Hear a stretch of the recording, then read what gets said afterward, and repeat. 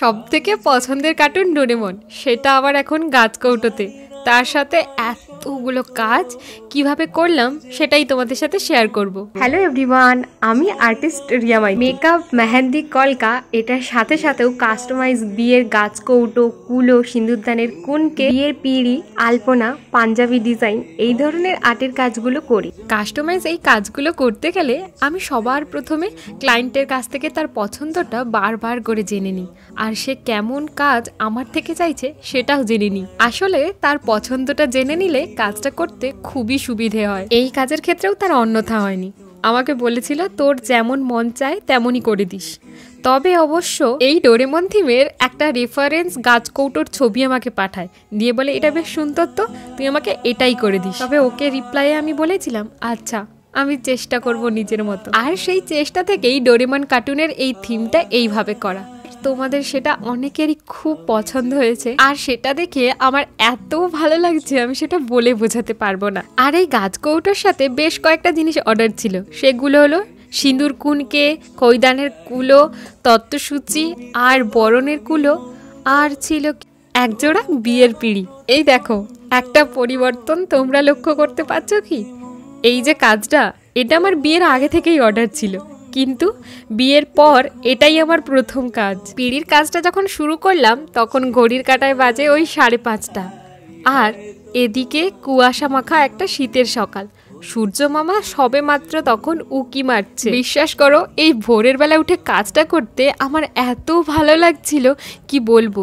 চারিদিক নিস্তব্ধ, শুধু আওয়াজের মধ্যে ছিল ওই ঝিঝি পোকার ডাক, সাথে কিছু ভোরের পাখির ডাক। এত ভোরে উঠে পিঁড়িতে কালার করার কারণ হচ্ছে আমি এখানে পিঁড়িতে এশিয়ান পেন্টের রেড কালারটা ইউজ করেছিলাম, আর ওটা শুকোতে অনেক টাইম লাগে, তাই ভেবেছি ভোরবেলা করে নিলে সারা দুপুর রোদে অনেকটাই শুকিয়ে যাবে। তার সাথে আমি ওই সিঁদুর কুনকেতে একটু গ্লস দিয়ে সেটাও শুকিয়ে নিয়েছি। দুপুরবেলা খাওয়া দাওয়া করে কাজ করতে বসেছি, তাও মুখ চালানোর জন্য এই বাদাম পাটালি দরকার। তোমাদের কার কার দরকার হয় গো? আমার বরবাবু এটা আমাকে এনে দিয়েছিল, আর এখন কাজ করতে করতে সেটা দিয়েই মুখ চালিয়ে ফাইনালি কাজটা কমপ্লিট করে ফেললাম। আর এই গাছ কৌটোটা কার জন্য জানতে যাও? আমার কলেজের খুব খুব খুব কাছের বান্ধবী মৈত্রেয়ীর জন্য। এটাতে সমস্ত ডিজাইন কমপ্লিট হয়ে যাওয়ার পরে আমি গ্লস দিয়ে ভালো করে রোদে শুকিয়ে নিয়েছি, আর তারপরে শাইনটা কত সুন্দর এসেছে দেখতেই পাচ্ছ তোমরা। অনেকটা কথা বললাম, কিন্তু তোমাদের জন্য আমার তরফ থেকে একটা সুখবর রয়েছে, আর সেটা হলো আমার অফলাইন কলকা ব্যাচের ক্লাস আবারও শুরু করতে চলেছি। লোকেশন তমলুক, পূর্ব মেদিনীপুর। তাই যারা ইন্টারেস্টেড আছো অবশ্যই আমাকে কমেন্টে জানিও। তার সাথে এই যে স্ক্রিনে দেওয়া নাম্বার 8637828930, এই নাম্বারে কল বা হোয়াটসঅ্যাপ করলে আমি তোমাদের সাথে অল ডিটেলস শেয়ার করে দেব। আর আমার কলকা ব্যাচের ডেটটাও খুব তাড়াতাড়ি অ্যানাউন্স করে দেবো। কি গো, কি দেখছো তোমরা? আমার করা নতুন এই বরবাবুকে কেমন লাগছে জানাও দেখি। জানো তো, আমার বিয়েতেই আমি প্রথম পিঁড়ি ডিজাইন করেছিলাম, আর এটা হচ্ছে আমার পিঁড়ি ডিজাইনের সেকেন্ড কাজ। আমি আমার টাইমে সেরকম কিছু করতেই পারিনি, তবে ওরটাতে আমার মনে যেটা এসেছিল আমি সেরকমই কিছু করেছি। তবে আমার মনে হয় এটাতে অনেক কিছুই নতুনত্ব আছে।